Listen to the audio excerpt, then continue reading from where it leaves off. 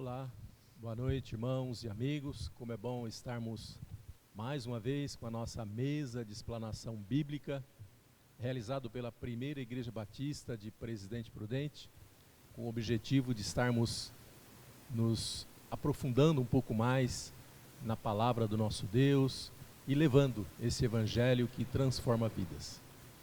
E é com muita alegria que nós estamos aqui, mais uma vez, para estarmos assim fazendo uma reflexão, uma meditação na palavra do nosso Deus. E estamos aqui nesta noite finalizando aqui um trimestre de estudo da palavra de Deus, né? Estamos chegando aqui ao final de uma grande jornada, né? De uma história de Israel, né? Foram 3 meses estudando a monarquia de Israel. E como foi importante, né? Como foi bom estar assim, fazendo essa série de estudos, né? Para o nosso crescimento espiritual, para o nosso viver, né? Entendendo um pouquinho da história do povo antigo, né? Que passaram por grandes dificuldades, por sofrimentos, e isso tudo nos traz grandes lições de vida. Que nós possamos não cometer, né, os mesmos erros que aquele povo cometeu.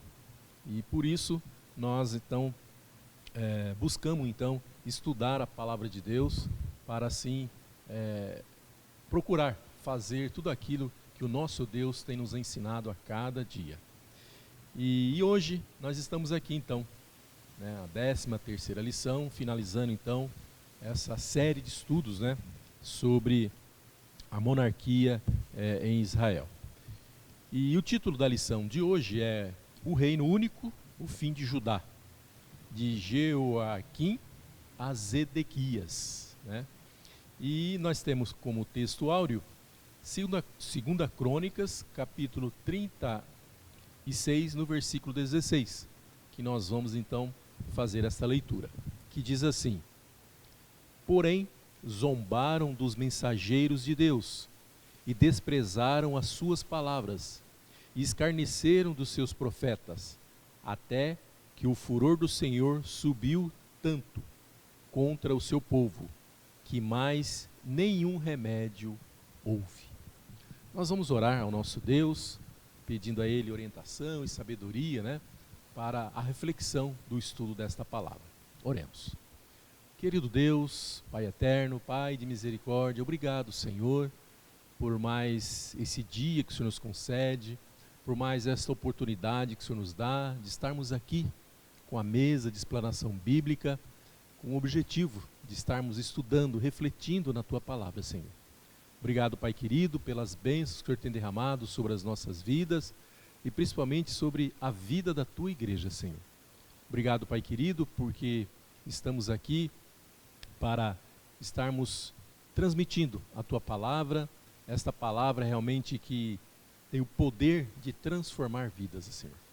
Ó Pai querido, que o Senhor esteja nos capacitando, Senhor, nos abençoando e que nós possamos assim estarmos falando somente aquilo que agrade o Seu coração e que venha assim preencher os corações daqueles, ó Pai querido, que estão carentes da Tua palavra, Senhor. Ser com cada ato aqui desta mesa, Senhor, que o Senhor esteja assim nos conduzindo, nos orientando e que tudo, ó Pai, possa ser realizado para a honra e glória do Teu santo nome, Senhor. Obrigado, Pai querido, esta é a minha oração que eu faço, agradecido em nome de Jesus. Amém, Senhor.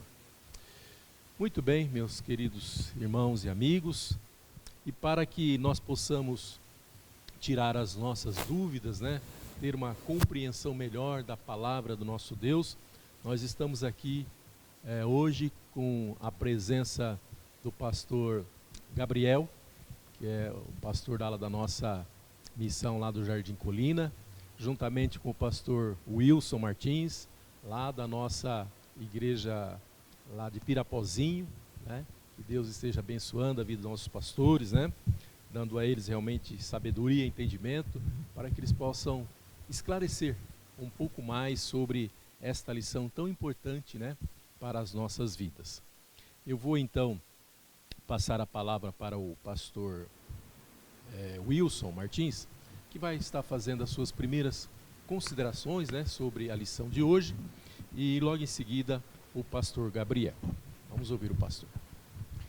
Boa noite, irmão Oscar, boa noite, pastor Gabriel, boa noite, Flávio. É muito bom nós estarmos aqui no final dessa jornada, né, onde o irmão Oscar colocou bem 3 meses, onde nós observamos erros e acertos dos reinados dos reis de Israel e Judá, né? E ali nós verificamos o que acontece com o líder quando ele se aproxima de Deus e quando ele se afasta de Deus, né? Confirmamos ali na lição, como diz o autor, que a obediência gera liberdade e que a desobediência traz aprisionamento.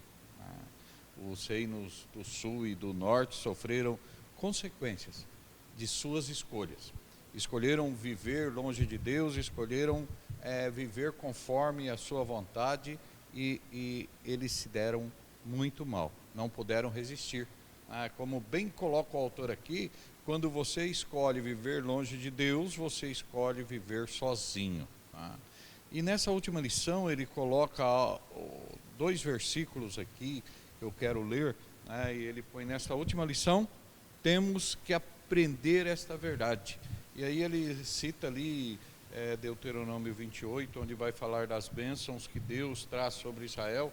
Ele cita o versículo 2 e 14, eu quero ler o 1, 2 e o 14, ele diz assim, ó: se vocês obedecerem fielmente ao Senhor, o seu Deus, e seguirem cuidadosamente todos os seus mandamentos que hoje dou a vocês, o Senhor, o seu Deus, os colocará muito acima de todas as nações da terra. Todas essas bênçãos virão sobre vocês e os acompanharão se vocês obedecerem ao Senhor, o seu Deus. No versículo 13 e 14 ele diz quase a mesma coisa, mas ele complementa, ele diz assim: o Senhor fará de vocês a cabeça das nações e não a cauda, se obedecerem aos mandamentos do Senhor, o seu Deus, que hoje dou a vocês, e os seguirem cuidadosamente, vocês estarão sempre por cima, nunca por baixo. Não se desviem nem para a direita, nem para a esquerda, de qualquer dos mandamentos que hoje dou a vocês, para seguir outros deuses e prestar-lhes culto. E nós vimos aí nesses 3 meses, os reis de Israel desobedecendo essa ordem do Senhor e sofrendo as consequências. Não obedecer ao Senhor, não se colocaram diante do Senhor. E nós vemos que Deus, quando Ele promete, Ele cumpre as suas promessas. E nós vemos aqui os reis desobedecendo, não obedecendo, levando o povo a desobedecer, levando o povo a ser idólatra e sofrendo as consequências, cada reino sofrendo. E nessa lição nós vamos ver o final da monarquia de Judá, como o irmão Oscar colocou aí, de Jeoaquim a Zedequias, que é do 18º ao 20º rei de Judá. E nós vamos ver novamente que nenhum desses 3 reis eles foram bons. Se nós quando olharmos para eles, nós vamos ver que eles fizeram o que era mal diante do Senhor. E como nós vimos, o fim de Judá já estava determinado, pois a nação se afastou de Deus, foi exortada pelos profetas, rejeitou a exortação e atraíram o juízo divino para eles. Mas o que nós vamos ver, e aí depois o pastor Gabriel vai estar falando mais um pouco sobre isso, que mesmo Deus sendo aquele Deus justo, aquele Deus que julga, aquele Deus que cumpre a sua promessa, Ele também é aquele Deus misericordioso, amoroso, que também cumpre a sua promessa de restituição. Jerusalém foi destruída, o templo e o palácio real foram saqueados, muitos foram mortos violentamente. O reino foi destruído e nunca mais voltou a existir, indo aos sobreviventes ou sobreviventes do exílio. Nós sabemos que depois eles voltam, mas não como nação, mas como ali escravo da Babilônia, mesmo estando na sua terra. E os judeus ficam 70 anos ali fora de sua terra. E como Deus é bom, Deus é zeloso. Alguém outro dia, nós conversando sobre os 70 anos, pastor Gabriel e irmão Oscar, e e amigos, falando por que os 70 anos. E a gente vê que o povo desobedeceu não cuidar da terra, né? Por ele, no sétimo ano ele tinha que descansar a terra, e eles não fizeram isso. E Deus preserva. E a nossa responsabilidade com esse mundo, né? Nós também, muitas vezes, eu falo, nós, população, não cuidamos da nossa terra, do nosso mundo, e a gente está sofrendo as consequências aí de vivermos num mundo onde nós estamos sendo muito prejudicados. Mas aqui Deus cuida do povo, cuida da sua terra, e esse povo vai para o juízo final. Falando do primeiro, segundo rei e o terceiro, que vai tratar aqui sobre nesse primeiro tópico que o autor trata, sem luz no final do túnel, mostrando aí, falando do rei Joaquim, falando do rei Joaquim e do rei Zedequias, né? E nós vamos ver, e eu quero ler só o primeiro texto aqui do Joaquim, né? Diz assim: Faraó constituiu a Eliaquim, irmão de Joacás, rei sobre Judá e Jerusalém, e lhe mudou o nome para Jeoaquim. Mas ao irmão Jeoacás tomou Neco e levou-o para o Egito. Tinha Joaquim a idade de 25 anos, quando começou a reinar, e reinou 11 anos em Jerusalém. Fez ele o que era mal perante o Senhor, o seu Deus. Subiu, pois, contra ele Nabucodonosor, rei da Babilônia, e o amarrou com 2 cadeias de bronze para levar à Babilônia. E aí diz que também levou tecidos da casa do Senhor. E nós vemos que aqui, nesse reino, já estava sendo dominado, né, pelo Egito, porque eles faziam o que era mal perante o Senhor, o seu Deus. Joaquim é o antepenúltimo rei de Judá. Também foi mal. Ele foi colocado no poder por Neco, rei do Egito. Lembrando que Neco, ele toma ali Judá, e ele põe aí esse homem, né, Joaquim, mas foi tirado por Nabucodonosor, rei da Babilônia. E essa instabilidade política era consequência do pecado. Assim Joaquim foi humilhado e levado preso, morrendo no exílio. Nós vemos aqui a consequência, né, do pecado. Já estava na caída ou na derrota da nação por causa de se afastar do Senhor.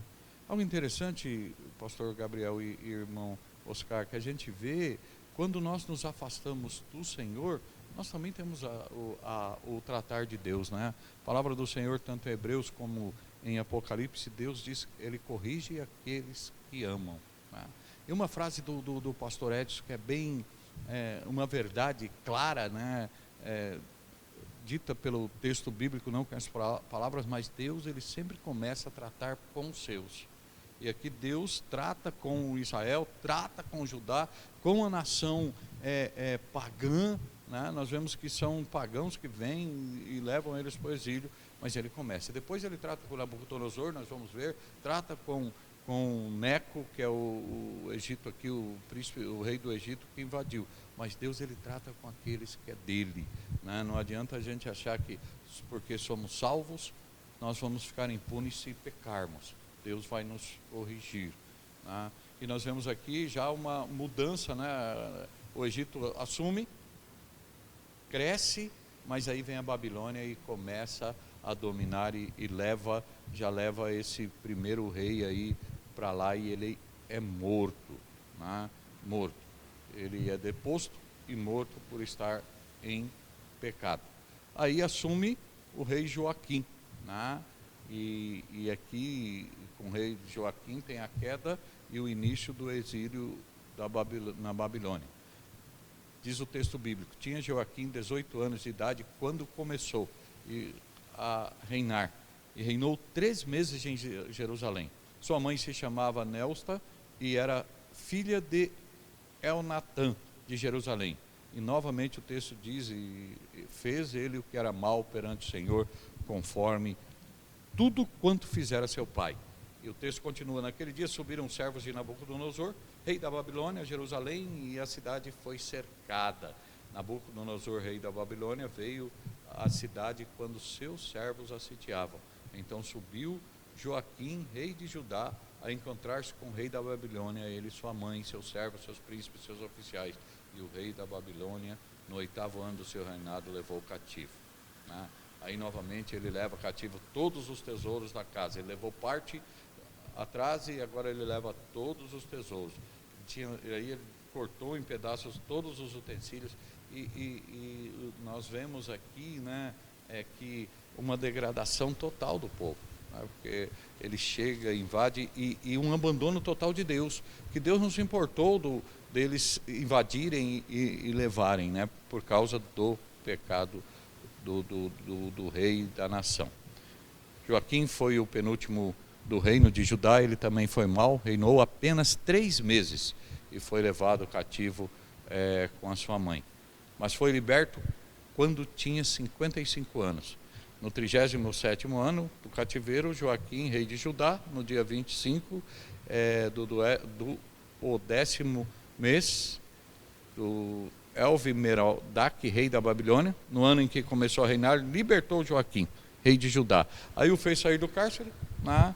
Falou com ele benignamente, lhe deu lugar de mais honra do que dos reis que estavam consigo na Babilônia. E aí ele morreu em paz, né? E aí isto apontava para a liberdade do fiel remanescente do Senhor. Eu creio aqui que Deus já estava trabalhando, né, para cumprir a sua palavra. E aí nós chegamos no último rei, que é o rei Zedequias, né? E aí nós vemos que aqui com Zedequias nós vemos o trágico destino de Jerusalém. Nós encontramos lá em 2 Reis 24, 18 a 20, falando sobre Zedequias. Diz assim: tinha Zedequias a idade de 21 anos, quando começou a reinar, e reinou 11 anos em Jerusalém. Sua mãe se chamava Amutal, e era filho de Jeremias de Libna. Fez o que era mal perante o Senhor, conforme tudo quanto fizera Joaquim. Assim sucedeu por causa da ira do Senhor contra Jerusalém, contra Judá, a ponto de os rejeitar de sua presença. E Zedequias aqui, o texto continua, ele se rebela contra o rei da Babilônia, e ele faz algo bastante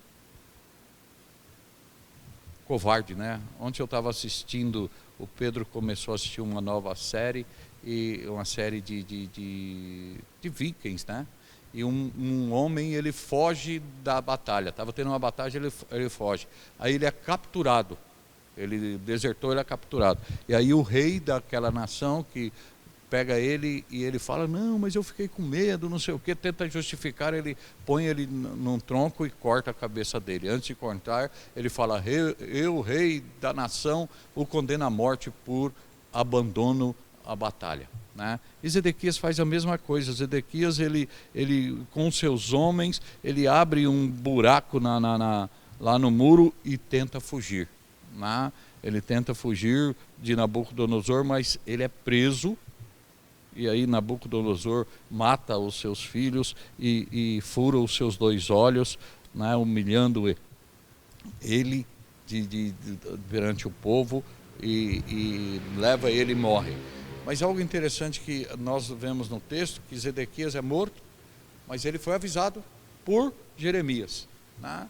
E Deus, ele preserva Jeremias. Né? Deus honra Jeremias. Se você ler o texto ali final de segunda Reis ou Segunda Crônica, nós vamos ver que Deus, ele rejeita Zedequias, ele humilha Zedequias, mas ele honrou Jeremias por estar falando a palavra do Senhor. Então nós vemos aí o final, né, da monarquia, e aqui quando ele invade, ele leva o restante do povos lá para a Babilônia, deixando só os pobres ali para cuidar ainda das plantações que tinha ali, mas a cidade foi devastada, os muros foram destruídos, o templo foi destruído por causa do pecado deles. E aí eles vão para o exílio cumprir ali os seus 70 anos. Né? E diante de tudo isso, a gente vê ali que Jeremias escreve lamentações de Jeremias nesse tempo, lamentando pela queda de Jerusalém, a destruição ali do povo de Deus. Né? E aí acaba. E aí o pastor Gabriel agora vai estar falando outro ponto, colocando outro ponto aí. Saúdo nosso irmão Oscar, nosso mediador, pastor Wilson, Flávio Claudino, nosso diácono querido que está cuidando da transmissão, e a todos aqui da nossa querida sede e os internautas que estão conosco nesta aula da Escola Dominical, que nós estamos aqui tentando trazer novos aspectos ou algum esclarecimento possível sobre questões. E o pastor Wilson nos levou até este ponto da lição que nós vimos domingo passado, o reino único, fim de Judá. Só existia Judá. E a nossa lição trata de Joaquim a Zedequias. E a parte que me cabe fazer algum comentário aqui é a hora de voltar para casa. Tempo em que Deus tinha cumprido já seu processo de disciplina sobre o povo de Israel, sobre o seu povo, e o iria levar de volta, segundo sua promessa, à terra de Israel. E nós vemos que, por que voltar para casa? Porque em 605 a.C., pastor Edson sempre fala que Deus não pune sem avisar. E Deus pune porque é absolutamente necessário, e não é uma punição para destruir, é uma punição para corrigir, para restaurar. É uma espécie de peneiramento daqueles que querem servir a Deus. Esses voltam, a gente chama de os remanescentes. Em 605 a.C., Nabucodonosor invade Judá pela primeira vez, e sob o comando dele, muitos nobres cativos são levados, incluindo Daniel, importantíssimo profeta da Bíblia, e seus 3 amigos, né? Sadraque, Mesaque e Abednego, que foram levados para a Babilônia. Já mais tarde um pouco, em 597, bom observar aqui, do Velho Testamento para o Novo, a contagem do tempo é decrescente. Então nós vimos o primeiro caso em 605 e retroagindo em 597 até chegar no ano 0, né? O ano 1, que é Cristo.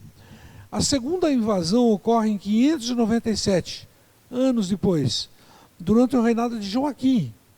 Esse rei e sua família são levados cativos juntamente com o profeta agora Ezequiel e cerca de 10.000 outros judeus. A gente é bom observar que as melhores cabeças tinham ido embora, os remanescentes que tinham qualidades e o rei também levou embora. A terra estava sendo gradativamente devastada. Era possível ainda, se orassem, se buscassem a Deus, o processo ter sido interrompido nessa fase. Acredito que sim, mas não se arrependeram. E na última invasão, em 586, é bom notar um bom intervalo de tempo, durante o reinado de Zedequias, referido aqui pelo pastor nosso pastor Wilson. Oh, meu Deus. Nessa última invasão, Nabucodonosor saqueou Jerusalém, destruiu o templo, queimou palácios. Os babilônios capturaram Ezequias, enquanto ele covardemente, como foi aqui ressaltado pelo pastor, tentava fugir. Largar o povo, fugir por um buraco, correr para onde? Ele seria reconhecido em algum momento, mas ele perdeu a noção das coisas, afastou-se de Deus e foi acometido, eu diria, de uma espécie de loucura que o fez perder a razão. Fugir para onde?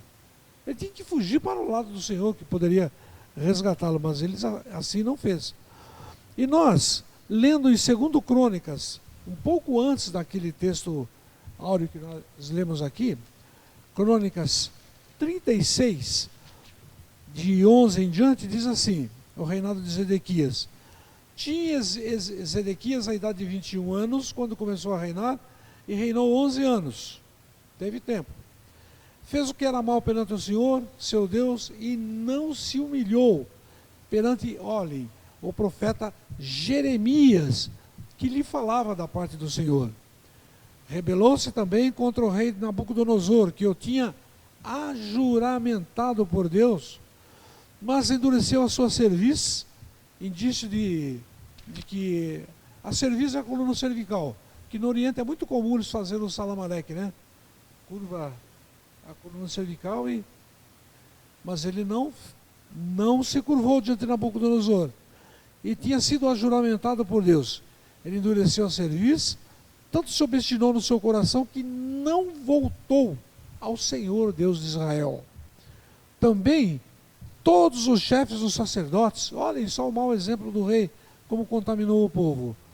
Também todos os chefes dos sacerdotes e o povo aumentavam mais e mais as transgressões, segundo todas as abominações dos gentios, e contaminaram a casa que o Senhor tinha santificado em Jerusalém.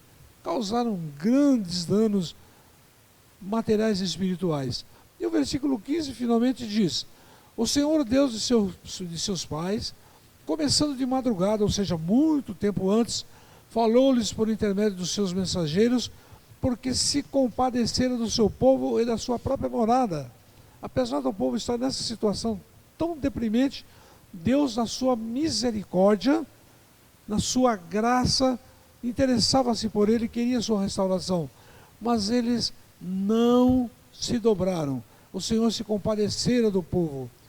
E no 16, finalmente, o texto diz: eles, porém, zombavam dos mensageiros, os profetas enviados por Deus, desprezavam as palavras de Deus e mofavam dos seus profetas, até que subiu a ira do Senhor contra o seu povo, e não houve remédio algum.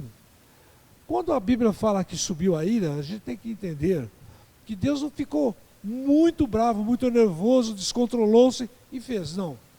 Deus é imutável, inclusive nas suas emoções. E Ele tem emoções. Ele ama, Ele se compadece, como nós acabamos de ler.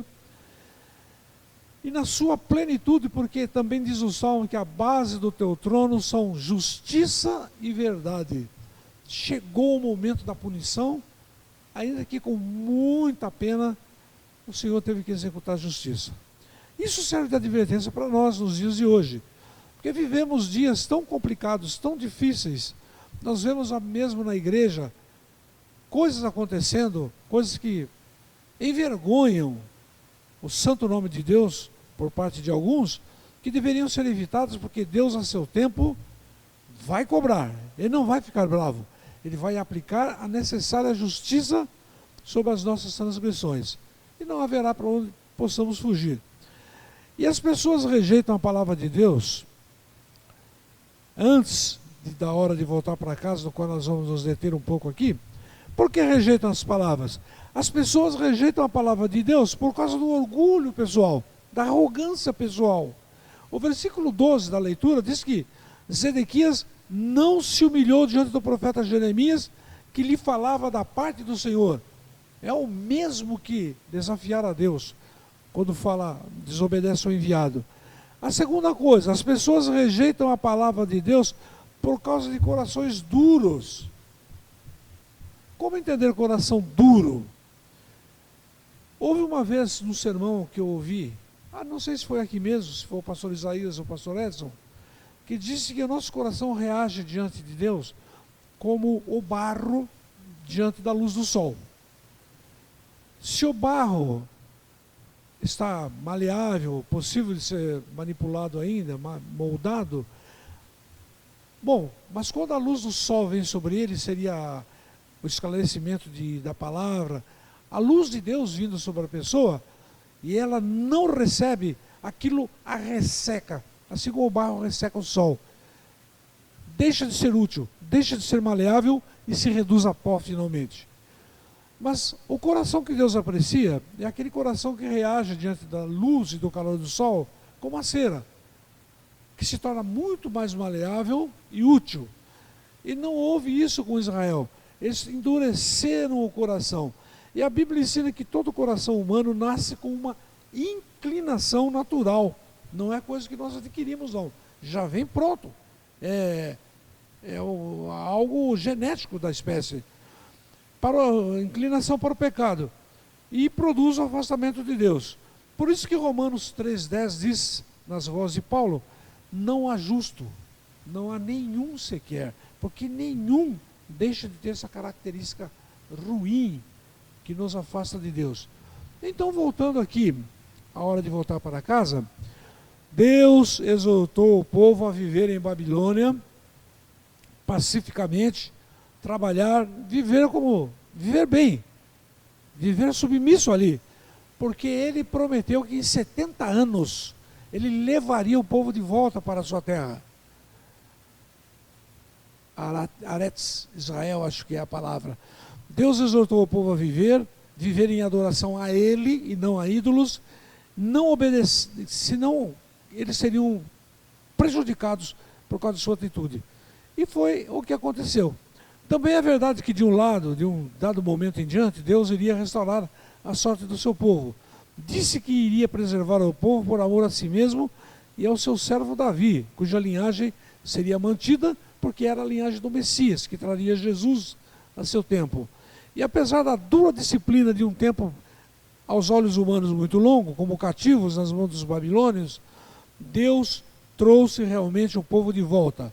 A disciplina de Deus, entretanto, como é ressaltado aqui pelos nossos pregadores, em particular o pastor Edson, não é para destruição, mas para a restauração do povo.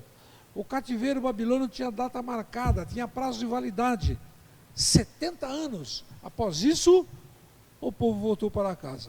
E é curioso notar no texto aí, que Deus usou pagãos para disciplinar seu povo. Os mesmos pagãos também foram usados para libertar a nação. O rei Ciro, transcrito aqui, baixou decreto permitindo a volta dos exilados para Jerusalém. Mas quem moveu o coração do rei Ciro foi Deus. O rei Ciro reconheceu que foi Deus, o Senhor, que lhe deu todos os reinos da terra. Ele era o soberano de tudo que se conhecia na época. E, tocado por Deus, devolveu Israel a seu território com as coisas. E o pastor referiu há pouco que no início, quando se começou a pagar tributo a eles, os utensílios foram recortados, né, para se tornarem transportáveis, certamente. Então a gente vê a palavra utensílios. Era ouro, prata, metais valiosos. Eles tinham utilidade na obra de Deus, não por causa do valor monetário do metal, ouro ou prata, mas porque tinham utilidade, desculpem, no culto. Mas quando se afastaram de Deus, viraram objetos com valor monetário comum. E não se pode tornar comum aquilo que pertence a Deus. E assim, meus irmãos, permitam-me tomar uma aguinha.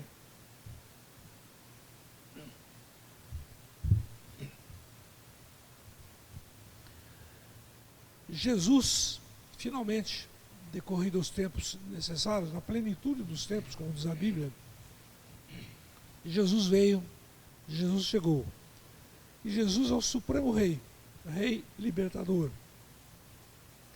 Um rei que fez tudo correto diante do Pai. Um rei que ama o seu povo a ponto de entregar-se a si mesmo em favor dele. Um rei que não tinha uma coroa de ouro, mas de espinhos, mas que foi o único capaz de unir todos os santos sob seu bastão de governo. E antes de concluir essa lição, aqui no texto do autor, ele diz: gostaria de concluir que Jesus é o único rei e governa esse mundo. Tudo estará, como já está, certamente, embora pareça que não, sob o seu senhorio. Como bem disse o pastor Hernandes Dias Lopes, na plenitude dos tempos, o Messias chegou para estabelecer o seu reino. O reino já começou na vida de Jesus. Ele viveu, morreu e ressuscitou. Ele remiu o seu povo do pecado, triunfou sobre o diabo e matou a morte. Isso é muito interessante. Retornou ao céu, está sentado no trono. Ele virá em poder para estabelecer o seu trono de glória. seu reino é eterno e seu trono jamais será abalado.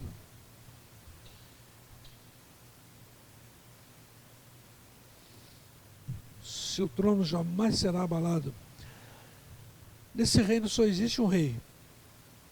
Ele jamais se rendeu ao mundo, ao diabo e aos ídolos. Venceu a morte, pagou o preço da nossa escravidão e nos reuniu de modo cabal.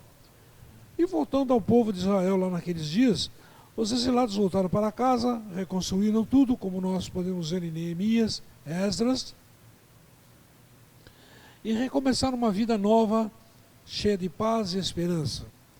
Jesus é rei e mediador, agente de reconciliação. E nós, como igreja, hoje, devemos contar isso ao mundo. Nosso rei é o maior. Nosso rei não perde batalhas.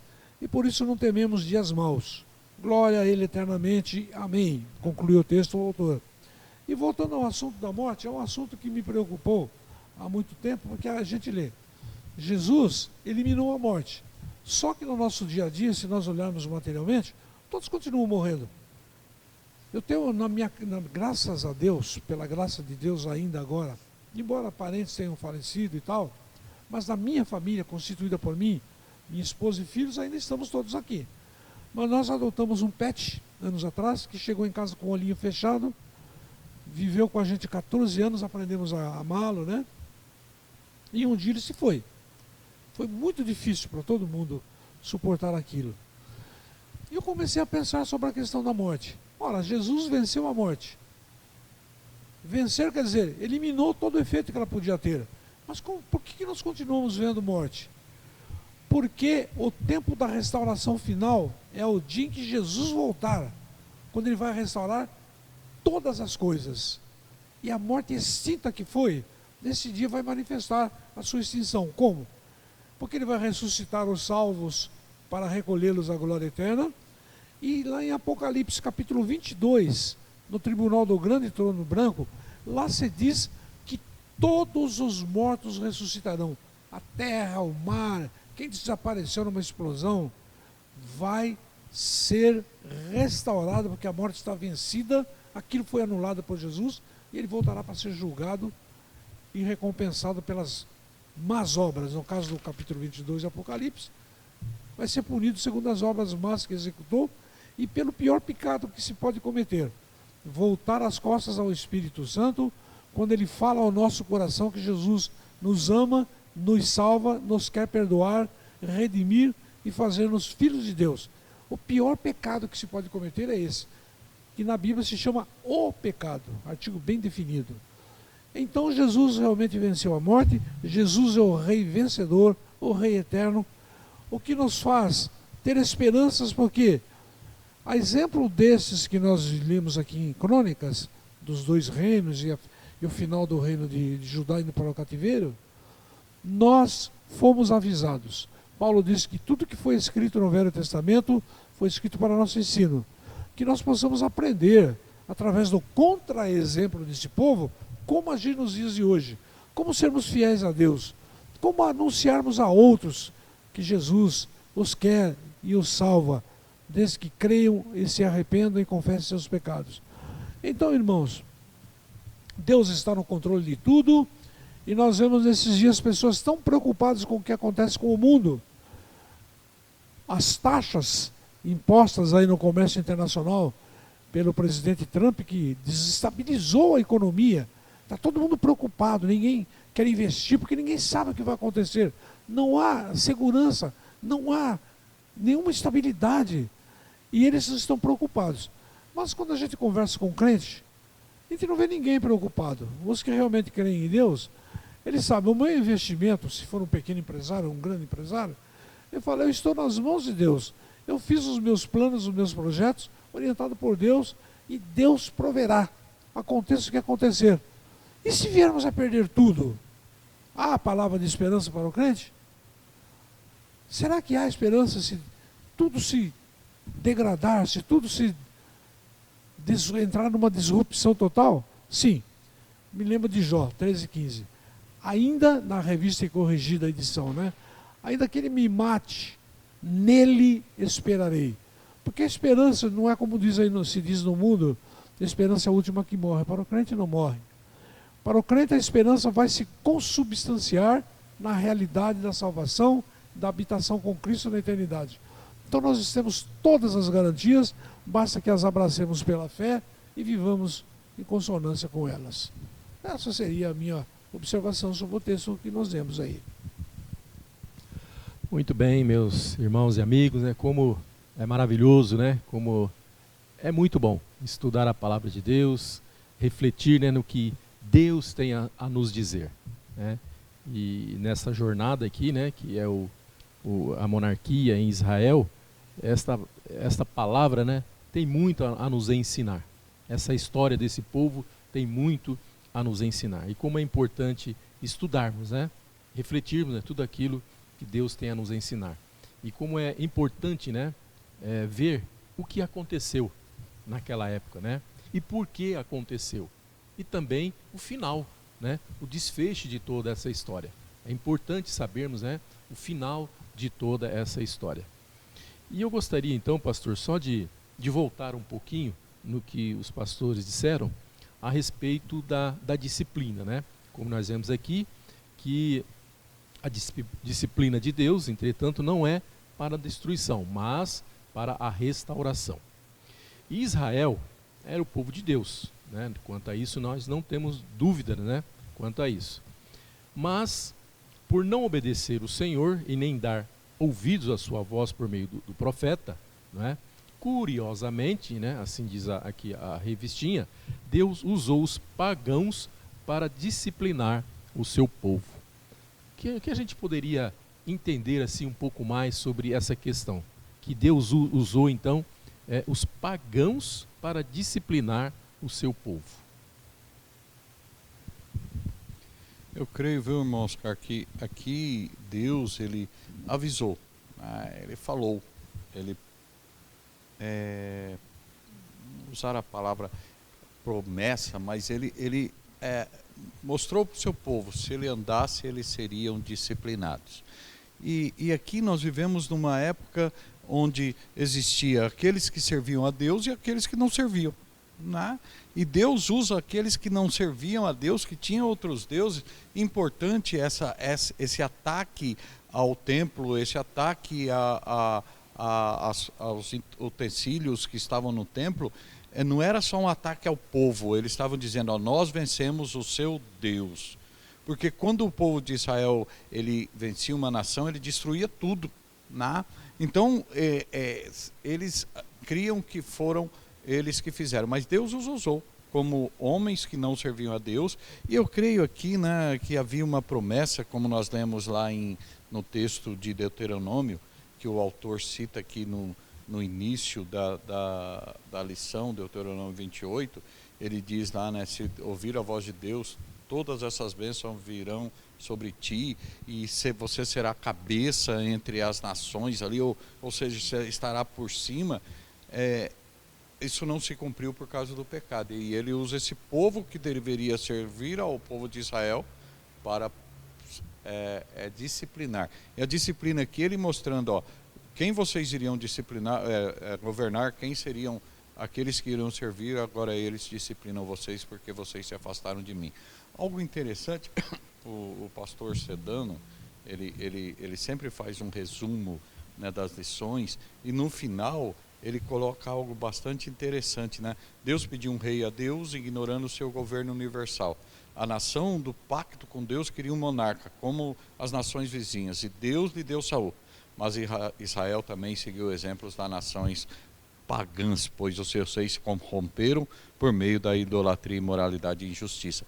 Então, assim, ó, eles se afastaram de Deus, acharam que o jeito que aquela nação estava vivendo era certo, e Deus mostrou que estava errado, usando eles para levar os cativos à prisão. Então vejo nesse sentido, Deus mostrou, ó, quem vocês queriam ser iguais, esses são todos errados, né? Vocês me abandonaram e agora estão sendo disciplinados, né? E não para a destruição. Eu vejo não para a destruição, porque Deus ele é um Deus misericordioso, né? A lição traz isso. Deus, ela trata com o povo vai para o cativo, fica 70 anos lá, volta, restaura tudo, mas daqui a pouco o povo está como? vivendo na idolatria, vivendo longe de Deus. E quando nós olhamos hoje para a igreja, né, quando o pastor falou algo de Zedequias, que ele foge, quantos crentes eles querem achar, ele se perde, achando que ele vai fugir, e o pastor falou, para onde ele iria? Onde ele iria se esconder sendo uma pessoa pública? E quantos crentes acham que pode se esconder atrás do seu pecado? Né? E aí são desvendados e Deus nos expõe para fazer, como eu falei, Deus nos corrige porque nos ama. Então ele usa pessoas que não têm um pouco de temor, nem um pouquinho de temor. É claro que depois nós já estudamos a história de Nabucodonosor, né? Nabucodonosor, eu creio que ele no final da sua vida ele se converte ao Senhor ali, mas quando ele invade, ele não tinha nada. E Ciro reconhece, né?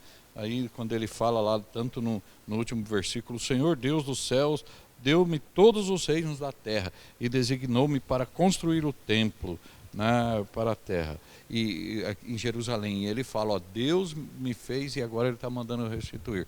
Mas eu creio assim, Oscar, pagão, eles quiseram ser igual a eles e foram tratados por eles. E Deus mostrou, ó, esse povo que você seria cabeça, hoje você é escravo. Nós, aqui no livro de 2 Crônicas, no capítulo 7, há um trecho que fala no 7:11, fala assim: assim Salomão acabou a casa do Senhor, a casa do rei, tudo quanto Salomão intentou fazer na casa do Senhor e na sua casa, prosperamente o efetuou. E no versículo 14 do mesmo trecho, Deus aparece à noite em sonhos a Salomão e diz: se o meu povo, que se chama pelo meu nome, se humilhar e orar e me buscar, e se converter dos seus maus caminhos, então eu ouvirei dos céus, perdoarei os seus pecados e sararei a sua terra. É condicional a bênção, exige fidelidade. E no 15 ele fala: estarão abertos os meus olhos e atentos os meus ouvidos à oração que você fizer nesse lugar. E nós lemos aí há pouco que eles profanaram o templo, eles fizeram barbaridades, né? No versículo 16 diz: por quê? Porque escolhi e santifiquei esta casa, o templo, para que nela esteja o meu nome e perpetuamente nela estarão fixos os meus olhos e o meu coração todos os dias. E mais um pouco adiante, no versículo 19, o Senhor adverte: porém, se vós vos desviardes e deixardes os meus estatutos e os meus mandamentos que vos prescrevi, e fordes e servirdes a outros deuses e os adorares, olha aqui agora, né? Então vos arrancarei da minha terra que vos dei, e esta casa que santifiquei ao meu nome, lançarei longe da minha presença, e a tornarei em provérbio e motejo entre todos os povos. Desta casa agora tão exaltada, todo aquele que por ela passará, clamará e dirá: por que procedeu o Senhor assim para com esta terra e esta casa? Responder-se-lhe-á: porque deixaram o Senhor, o Deus de seus pais, que os tirou da terra do Egito, e se apegaram a outros deuses, e os adoraram e os serviram, por isso trouxe sobre eles todo esse mal. Então Deus avisou, preparou. Não, Deus é perfeito, Ele fez tudo o que era necessário para que o povo fosse fiel e obediente. Mas eles perversamente escolheram se rebelar e fazer contrariamente às orientações dadas, à sua vontade. E a punição veio. Mas Deus é misericordioso. Lembrando que misericórdia é não aplicar a punição devida. E gracioso, dar uma graça que também não era merecida.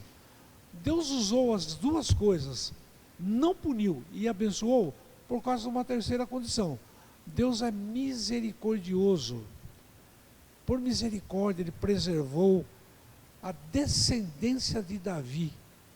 E Ele teve que conservar esse povo. Ele não foi obrigado, porque Deus não é preso a nada. Mas Ele decidiu assim. E se nós nos lembrarmos aqui em Crônicas, que eu não vou achar agora, rapidamente, o versículo, que sobre Salomão, falando com Davi, quando Deus falou a Davi, que se o filho dele, aquele que ia edificar o templo, no caso Salomão, né? viesse a transgredir, ele o castigaria com açoites humanos. Eu o castigarei com açoites humanos, que a gente pode entender que essas opressões de outros povos que viriam sobre ele, né? Mas a minha misericórdia, diz o texto, não se apartará dele. E aconteceu aqui com Israel. A misericórdia de Deus não se apartou de Israel, ele usou açoites humanos, os assírios, os babilônios, mas manteve aquele remanescente, manteve a linhagem do Messias que viria mais adiante, quando Jesus se manifestou sobre a terra. Ou seja, naquilo que nós vemos aí na lição, na plenitude do tempo. Essa é a minha compreensão, né? Em resposta à pergunta do irmão. Não, mas é interessante isso mesmo, né? Como a revistinha diz, curiosamente, né? Deus usa os pagãos. E Deus é soberano, né? Ele usa da maneira que ele achar melhor, né? Independente do que nós acharmos, né? Deus é soberano e ele faz da melhor maneira, né? Posso só acrescentar uma coisa? Pois não, pastor. Irmãos, por que Deus teria que se manifestar pessoalmente, usar seu imensurável poder contra um miserável povinho humano? Não é dar muito prestígio, não? Sim. Ele usa outros. Ele usa o necessário, ele não precisa se manifestar. Para que ele vai fazer isso? Se ele se manifestar, ele destrói. Ele é poderoso demais. Sim. Mas não. Grandemente Grande. poderoso. Exato. Então, e nessa mesma linha de pensamento, nós vemos aqui que também houve aqui um personagem muito importante nessa história, né? Que é o profeta Jeremias. Nós vemos que ele passou aqui enfrentou, né, grandes problemas, né, rejeição, perseguição, desafios, né? E nós vemos aqui que ele nos na sua história, ele nos ensina muita coisa, né? E principalmente, né, que nos ensina que obedecer a Deus nem sempre é fácil, né? Nem sempre é fácil, mas nós vemos aqui, não só ele como vários outros, né? Nós vemos que perseverar na palavra é muito importante e nós somos grandemente recompensados, né? Assim como foi Jeremias, né? Ele passou por dificuldades, né? E se nós formos ver detalhes, eu pelo menos, pastor, não vi aqui na Bíblia muito claro como é que foi o seu final, mas nós vemos que ele foi jogado aqui num calabouço, né? Que era um poço, né? E não tinha água, mas muita lama, e ele passou aí muito sofrimento, né? Nesse poço, enfim. E além, né? Sim, além além da perseguição do povo, a rejeição do povo, né? Enfim, muitas coisas ele passou, mas ele perseverou, né? O ensinamento dele para nós é que ele perseverou no Senhor e foi grandemente recompensado. E aí então eu gostaria então que os pastores então falassem um pouco então sobre o trabalho, né, de Jeremias então aqui junto ao povo, né, que mesmo ele falando, orientando, profetizando, nós vemos aqui que ele alertou o povo sobre a queda de Judá antes mesmo, né, de Nabucodonosor invadir tudo, e ele estava ali falando, orientando, mas mesmo assim não deram ouvidos, né, e nós vemos aqui que eles fizeram, né, pouco caso do que Jeremias estava dizendo. O povo, não só o povo simples, mas as autoridades do povo, né, zombaram, motejaram, como nós vemos aí na revista, levaram na brincadeira, fizeram piada com o profeta. E havia uma propaganda antiga, uma frase atribuída a Vitor Moura Brasil, que dizia: o pior cego é o que não quer ver. Não é o que tem a cegueira física, é o que não quer ver. Eu diria que aqui no caso de Israel, o pior surdo é o que não quer ouvir. Eles são tão felizes vivendo naquela sua vida devassa, os prazeres do corpo, satisfazendo todas as concupiscências da carne, do olho e tudo mais, que não queriam ter uma vida disciplinada, uma vida ordeira, em obediência aos parâmetros divinos. Porque Deus, quando se fala de disciplina, e o pastor sabe tão bem quanto eu, disciplinar é por ordem. é organizar, é ensinar o certo, cobrar o certo, exigir o certo e não se contentar com menos que o certo. Só que entre homens, a gente tem poder coercitivo para fazer isso. Um professor tem as notas, manda para a diretoria, pode expulsar. No militarismo tem a cadeia. Agora Deus não escolhe, não usa métodos humanos. Ele fala ao coração e espera uma contrapartida amorosa, cheia de gratidão pelo que ele faz de cada um de nós. O povo não manifestou nada disso. Por isso que o coração é chamado de duro. Não manifesta nada de bom.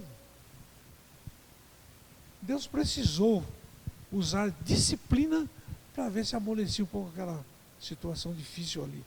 Então, meu irmão, disciplina. Nós vemos lá no Novo Testamento que a palavra é para exortar, redarguir, ensinar, né? Tudo essas coisas mais. Se nós hoje nos orientarmos pela palavra e nos decidirmos submeter às orientações delas, nós vamos viver o melhor possível debaixo desse lado do céu, né? Mas se não fizermos assim, vai ser um sofrimento imenso, imenso e um final horrível, longe de Deus. Eu creio, viu, irmão Oscar, pastor Gabriel, assim, olhando na vida prática, né, hoje a gente vê a dificuldade de você falar a verdade bíblica, né, pregar a verdade. Eu fico pensando em Jeremias, no tempo onde o povo não estava aceitando nada, o povo não queria saber de nada com Deus, e Deus o levanta. Eu estava vendo aqui que ele foi pré-ordenado por Deus para ser profeta ali no meio do povo e sofrer. E ele pregou. Eu vejo a coragem dele. Eu estava vendo aqui Jeremias, ele é preso em Jerusalém, aí por volta de 586. Ele foge para o Egito, junto com o povo que foi, e eu vi que, de acordo com fontes essas bíblicas, o profeta Jeremias foi apedrejado até a morte por compatriota do Egito. Então a gente vê falando a verdade, e esses homens, eles não importavam. Pensando em Jeremias, eu lembrei de Ezequias, Ezequiel, o profeta Ezequiel também, que Deus chega para ele e fala: rapaz, você vai pregar, esse povo não vai te ouvir. Você já vê que situação, e Jeremias sabia disso, porque ele pregava, fazia lembrar de Elias, e hoje eu vejo, viu, irmão Oscar e pastor Gabriel e amigos, que irmãos em Cristo não é diferente hoje. Nós pregamos, falamos, em uma mensagem o pastor Edson, ele fala: olha, o povo aqui nesse tempo, numa mesa de explanação bíblica, eles tiveram esse tempo todo para ouvir e não se converteram. Hoje nós estamos pregando há 2000 anos e o povo não se converte, não acreditam, eles não querem saber da palavra do Senhor, como esse povo aqui. Hoje nós não só somos, os cristãos não são aqui no Brasil, na maioria das regiões, apedrejados, mortos ou presos, porque nós temos aí entre aspas, democracia, mas nós vemos em outros países aí que não tem, cristãos sendo mortos, cristãos sendo presos, como eles. Então eu vejo que Jeremias, quando Deus chama, nós temos que ter ousadia, e aquilo que foi falado aqui pelo pastor, nós como servos do Senhor devemos sempre buscar ao Senhor. Quando o pastor falou do empresário que, se perder tudo, os seus planos foram colocados diante de Deus, ele executou, é a mesma coisa nas nossas vidas, e Jeremias fez isso, irmão Oscar? Colocou diante de Deus, e eu fico pensando, a gente se frustra. Pelo menos eu, meus irmãos, eu fico muito triste, frustração aqui no sentido de tristeza, quando você prega o evangelho e a pessoa, tão claro, a salvação ou a perdição, o céu ou o inferno, e a pessoa diz não. E ela diz não quero aceitar esse Jesus, e ela está dizendo a mesma coisa: eu quero ir para o inferno, eu quero sofrer esse tudo.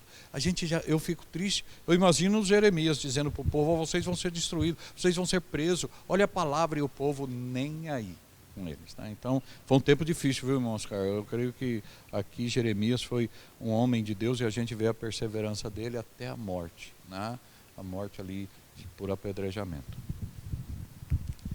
Muito bem, meus irmãos e amigos, poderíamos ficar aqui por mais tempos, falando, né, estudando, comentando sobre a palavra do nosso Deus, mas o tempo não permite, né? Então nós já estamos chegando aqui ao final de mais uma mesa de explanação bíblica e eu gostaria de finalizar, né, como estamos finalizando o trimestre, ler aqui a conclusão da nossa revista, né, que vai também nos trazer aí uma mensagem muito importante, que diz assim, ó: Deus está no controle de tudo. Chegamos ao final desta lição e aprendemos, com tudo isso, algumas grandes verdades. Primeiro, Deus escolheu um povo santo. Segundo, Deus requer exclusividade. Terceiro, Deus disciplina todos aqueles que ama. Quarto, Deus usa quem Ele quer para fazer a sua vontade. 5. Deus tem um tempo para tudo e restaura no momento certo a nossa vida. Como é bom descansar nas promessas do Senhor. Saber que, apesar do castigo que recebemos por causa dos nossos pecados, isso acontece porque Ele nos ama e quer nos restaurar. O nosso Deus não tem prazer em nos castigar. Seu deleite está em nos purificar. Por isso enviou seu Filho para nos libertar definitivamente e nunca mais sermos escravos dos pagãos. Tenha prazer em Deus. Seja obediente à sua palavra. Saiba que Ele irá lhe disciplinar quando você merecer. Mas Ele buscará a sua restauração. Então, amados, isso é muito importante para nós. Saber que há esperança no nosso Deus. Como o pastor Gabriel disse, né? Mesmo que tudo venha a desmoronar, mas há esperança no nosso Deus. Isso é uma convicção, isso nós sabemos e temos que ter certeza no nosso coração. Então, amados, que Deus abençoe a vida de cada um de vocês que tem nos acompanhado pela internet, ou você que um momento ou outro vai assistir essa mesa de explanação, que possa realmente prestar atenção no que Deus tem nos falado, não é? No que Deus tem nos orientado, independente da circunstância que está acontecendo. Temos que saber que Deus, como diz aqui, Deus está no controle de todas as coisas. Então, finalizando esta mesa, quero agradecer a todos vocês e convidá-lo para estar conosco toda sexta-feira a partir das 19h45, para estar conosco na nossa mesa de explanação bíblica, onde aqui nós estudamos a palavra de Deus, onde aqui nós meditamos na palavra do nosso Deus. Eu vou pedir então para que o pastor Gabriel nos eleve a Deus em oração, agradecendo a Deus este momento tão precioso, onde nós nos debruçamos aqui na palavra do nosso Deus para aprender, buscar, a entender os ensinamentos do nosso Deus. Oremos. Deus eterno, Tu és o único Deus verdadeiro, Senhor, o Altíssimo, o irrestritamente limitado, imutável, incorruptível. Tu és maravilhoso, Senhor. Nós te glorificamos, nós te agradecemos, nós te louvamos pelo Deus maravilhoso que és, por tudo que fizeste, fazes e has de fazer nas nossas vidas como salvos em Cristo, e pelo que fazes e has de fazer também por toda a tua criação. Ó Deus, aguardamos novos tempos, uma nova criação segundo a tua palavra, para habitarmos em segurança e em louvor na tua presença, para a tua glória. Te agradecemos pelo dia, pela vida, pela oportunidade que temos e liberdade de nos reunirmos e buscar a tua presença, de orarmos a ti, de examinarmos a palavra, de refletirmos sobre ela, e pedimos que a tua graça não se aparte de nós, Senhor, que o teu Espírito Santo nos ensine, nos ilumine, e esperamos forças tuas, Pai, para praticarmos no nosso viver diário todos os teus princípios, todas as tuas orientações. Dá-nos, ó Deus, que possamos testemunhar de ti com o nosso falar, com o nosso viver, com o nosso ser, ter, com o nosso ir e vir, Senhor. Abençoa a nossa igreja, toda a tua igreja militante na terra, Senhor. Nós pedimos de modo especial por essa igreja na qual militamos, a nossa primeira igreja batista de Presidente Prudente, todas as missões, os pontos de pregação.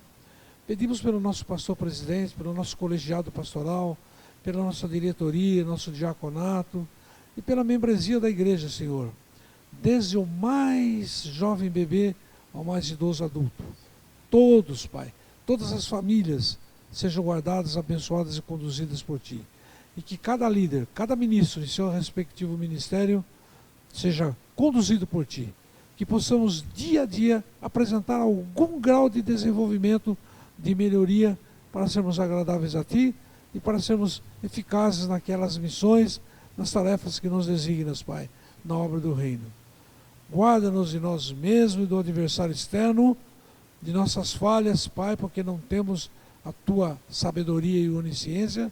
Guarda-nos de nós mesmos, de nossas falhas e das ciladas do adversário que nos circunda, Pai.